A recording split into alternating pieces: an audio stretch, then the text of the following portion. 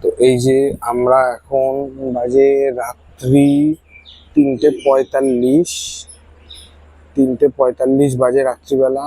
তো এখন আমরা এসে উপস্থিত হয়েছি নিউ কোচবিহার স্টেশনে, কারণ আমাদের ট্রেন 3:50-এ কানপুর সেন্ট্রাল নিউ কোচবিহার থেকে বেনারস যাবে। আর সেই জন্য আমরা 3:45-এ এখানে উপস্থিত হয়েছি।